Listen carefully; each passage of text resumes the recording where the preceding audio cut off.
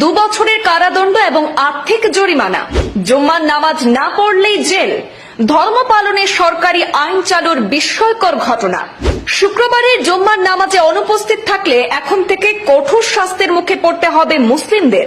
সরকারের নতুন আইন অনুযায়ী মুসলিম পুরুষদের বিরুদ্ধে 2 বছর পর্যন্ত সাজা এবং 62,000 টাকা পর্যন্ত আর্থিক জরিমানার বিধান রাখা হয়েছে।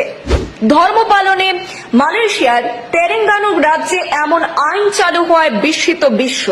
অকারণে জুম্মার নামাজ ছেড়ে দিলে মুসলিম পুরুষদের জন্য সর্বোচ্চ 2 বছরের কারাদণ্ড বা আর্থিক জরিমানার ঘোষণা দিয়েছে মালয়েশিয়ার তেরেঙ্গানু রাজ্য সরকার। রাজ্যটি বর্তমানে শাসন করছে দেশটির রক্ষণশীল প্যান মালয়েশিয়ান ইসলামিক পার্টি অর্থাৎ পাস। গত সোমবার রাজ্য কর্তৃপক্ষ জানিয়েছে, শরিয়া ফৌজদারি অপরাধ তাকজির আইন অনুযায়ী নিয়ম ভঙ্গকারীদের সর্বোচ্চ 3,000 রিঙ্গিত অর্থাৎ ভারতীয় টাকায় প্রায় 62,000 টাকা আর্থিক জরিমানা কিংবা সর্বোচ্চ 2 বছরের কারাদণ্ড অথবা উভয় শাস্তি দেওয়া হতে পারে। তেরেঙ্গানু রাজ্য নির্বাহী কাউন্সিলের সদস্য মোহাম্মদ খালিল আব্দুল হাদি সতর্ক করে বলে দিয়েছেন যে এমনকি একবার জুম্মার নামাজে অনুপস্থিত থাকলেও তা আইন অনুযায়ী শাস্তিযোগ্য কাজ হিসেবেই গণ্য হবে।